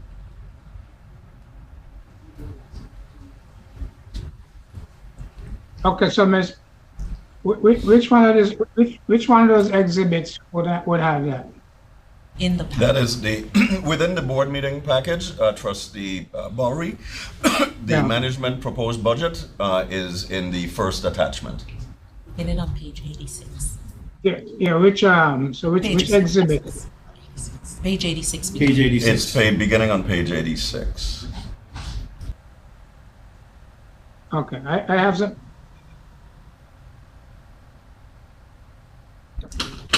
So is this exhibit A or exhibit B? Which one of those I should look?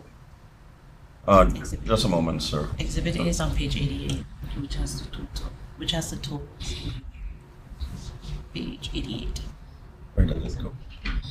Okay, here we go. A. It begins on yes, it's exhibit A. Okay. So on the executive summary. Correct. Yes, sir. What was the amount? I'm just looking at the bottom line numbers.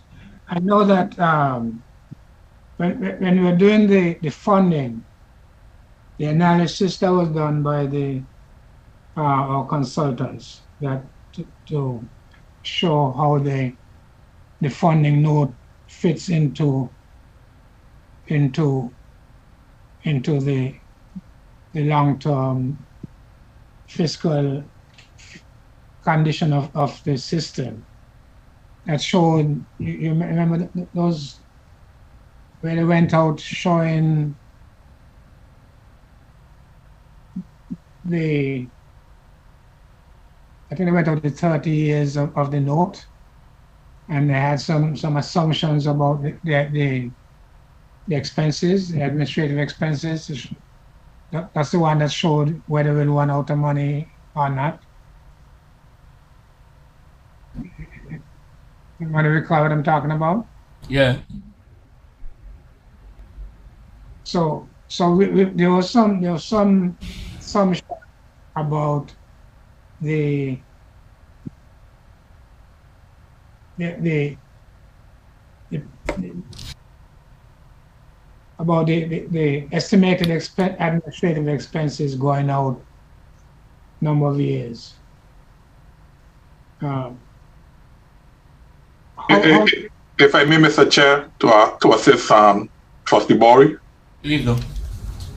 The schedule that Mikita presented had expenses at 15.3 million from 2022, and it extended out to 27.7 million by 2052. Yeah. So what was it? What was the estimate? I think the estimate for 2024 was about $16 million, right? That's correct. 15.9. Okay. I think the following year was like $3 million more, or a million. Following year, it bumped up to 16.2. Okay. And so for 2024, we assume 15.9, and this budget now is at 22. Is that what we're saying? No, no. The 22 figure that you're looking at includes capital expenditures, and so when you remove the capital expenditures, we're within range.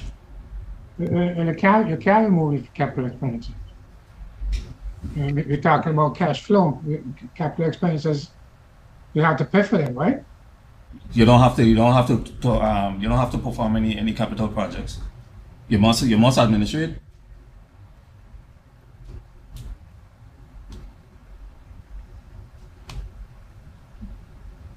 Well, so I'm not sure about that. I mean, the capital projects that's in there saying the victory is almost 2 million. You're saying we don't have to do them?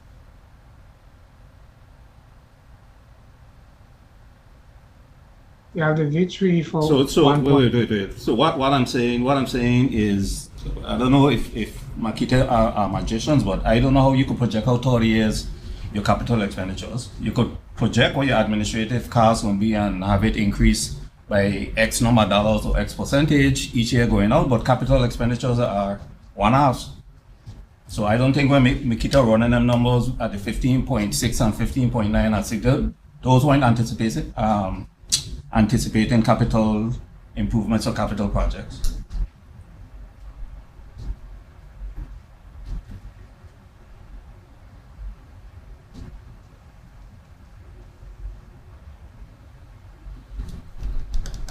I'm not sure I understand.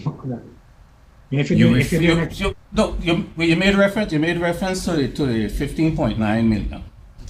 And the 16.2 the following year, and I guess it would increase by whatever percentage going forward. And I'm saying those numbers could not include capital expenditures. I don't know that Makita, that they are magicians and could somehow have a crystal ball that they could project what capital expenditures are going to be.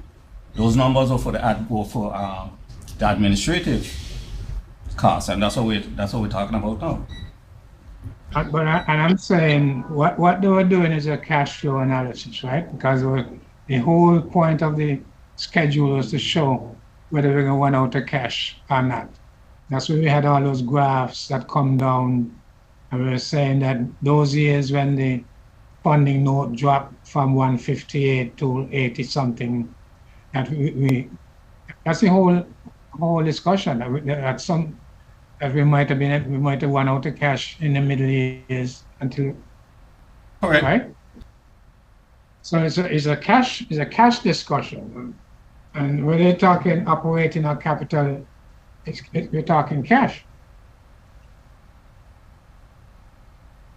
So the question is whether we have the cash to fund it, not whether we. What? And the items that's there.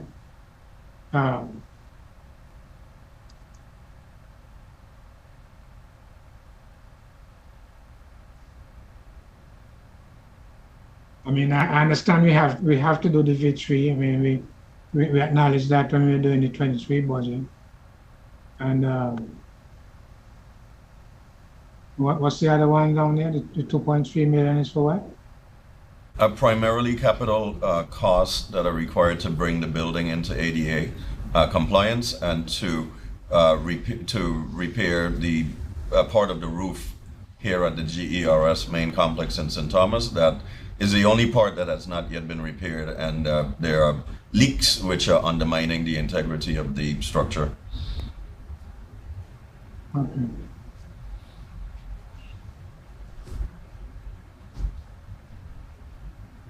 Okay. I mean, I understand we need to do them, so I guess we're gonna have to figure out a way to fund them. So, And Mr. Chair, if I may remind that we are in fact renewing our request to the legislature in our presentation next week for consideration of subsidizing the administrative expenses as had been done in the past, with full recognition of the concern that Trustee Bowery is raising. Correct.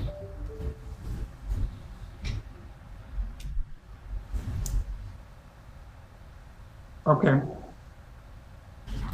So I mean, to address your concern, I get exactly where you're coming from. We're going to have subsequent discussions to figure out other ways to fund the capital portion of the what you're looking at on the screen with with respect to the V3 and the facilities improvements / repair.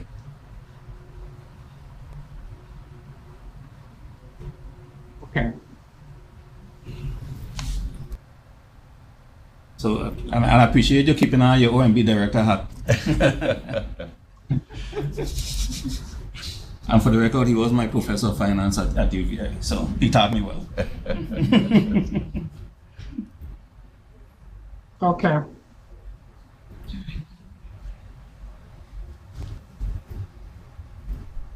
Okay, so can we get a motion to adopt the management proposed budget for fiscal year 2024 for the GERS?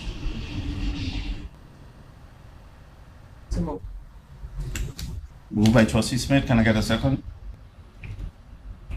Second.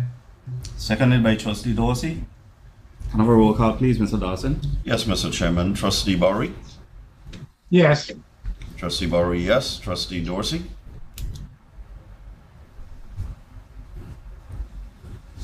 Trustee Dorsey? You frozen, Yes. Dorsey. Okay. Trustee Dorsey, yes. Trustee Liger, absent, excused. Trustee Russell, absent, excused. Trustee Smith? Yes. Trustee Smith, yes. Trustee Colwood? Yes. Trustee Colwood, yes. Mr. Chairman, 4 yes, 2 absent. All right, so the motion carries.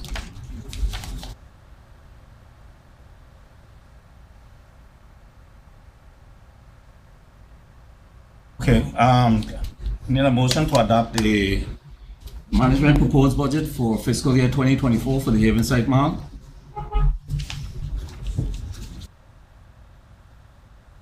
Can I get a motion, please? So, Moved by Trustee Smith. Can I get a second, please? I'm trying to find that one on my thing.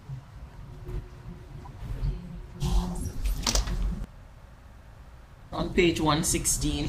Page 116. Yeah, that's Exhibit HA. Yes. Yes. Okay. Yeah. Can I get a second? Second. Moved by Trustee Smith, seconded by Trustee Bowery. Can I have a roll call, please, Mr. Dawson? Yes, sir. Trustee Bowery? Yes. Trustee Bowery, yes. Trustee Dorsey? Trustee Dorsey, frozen. We'll allow Trustee Dorsey a moment to get back in. Trustee Liger, absent, excused. Trustee Russell, absent, excused. Trustee Smith? yes. Trustee Smith, yes. Trustee Dorsey?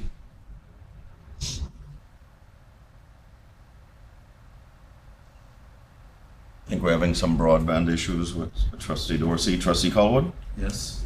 In person, yes. we'll wait for Trustee Dorsey. I think he's trying to respond. Hello? Hello? Yes, Trustee Dorsey. Hello? Yes, Trustee Dorsey. The motion Hello? is, yes. Go ahead, Dorsey. What was the motion? The motion is to accept the management proposed Havenside Mall budget for 2024. Moved by Trustee Smith, seconded by Trustee Bowery.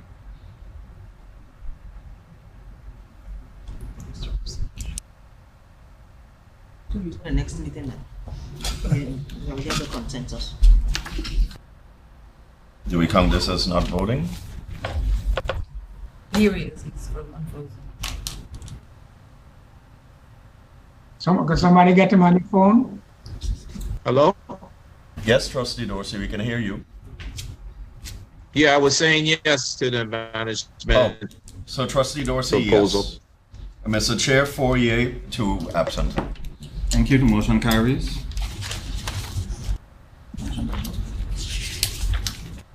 Chair, I will make a motion to adjourn. Motion to adjourn moved by Trustee Smith. Can I get a second? Second. Seconded by What was the Trustee- motion? To adjourn. You could Moved stay. by Yes. Trustee Smith, seconded by Yes. Trustee Bowery. Trustee Bowery, Yes. Trustee Dorsey, Yes. Trustee Liger absent, Trustee Russell absent, Trustee Smith, Yes. Trustee Smith, yes, Trustee Colwood, Yes. Mr. Chairman, 4 yea, 2 absent. Thank you, Mr. Dawson. This regular board meeting of the Board of Trustees of the Government Employees Retirement System of the Virgin Islands for Thursday, August 24th, 2023 is hereby adjourned. Thank you very much, ladies and gentlemen.